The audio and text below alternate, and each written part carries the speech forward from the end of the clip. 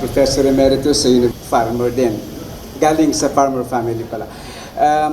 Alam niyo, ang academician ay naturally skeptic, So hindi kami basta-basta naniniwala.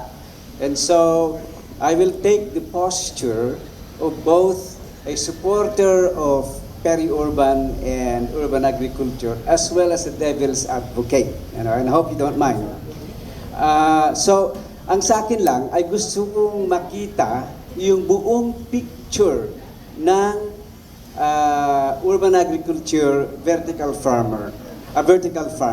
Huwag nating ang ipakita lang natin ay yung maganda, because I think all of us have experienced yung boom and bust. Pag unang technology, hey, maganda yan, without really showing yung both the pessimistic side at saka yung optimistic side. Laging mabango. We don't show the whole picture. Halimbawa, tignan natin yung value chain ng mga technology, Ay na-mention ni Dr. Pedro yung profitable ba ito? Sabi naman ni Dr. Glenn, may future ba ito?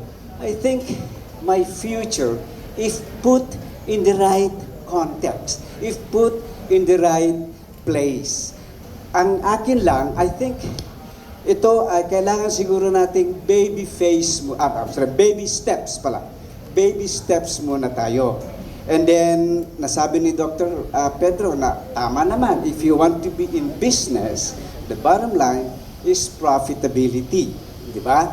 And we all agree to that. Ang sa akin naman, siguro, while we are taking the baby steps of adapting itong ating urban agriculture, wag muna natin siguro munang isipin big profits. Think of it as a part of your corporate social responsibility. Na habang dinidevelop natin ito, ay it could be a little bit of a loss. But, in the future, pag ito ay na-develop, magkakaroon din ng profit. Okay? So, yung isa pa, instead of value chain, yung life cycle assessment ng technology natin. Gaano bang power ang kinocontain nito? Ang controlled environment ay double-edged sword yan eh. Yes, you can control, walang effect ang climate change, but it's so costly naman. So kung hihikayatin natin si Dr. Pedro na mag-invest dyan, how much will it cost me? Okay, so my question is this. Do we already have an LCA assessment for vertical farming, and how is it looking in terms of yung power consumption, in terms of carbon emission, and in terms of cost? Naka-aircon ba yan? Or do you have that inside the building? Yes. Indoor? So thank you for asking that question, because that's really the key question when we go into indoor farming, particularly vertical farming.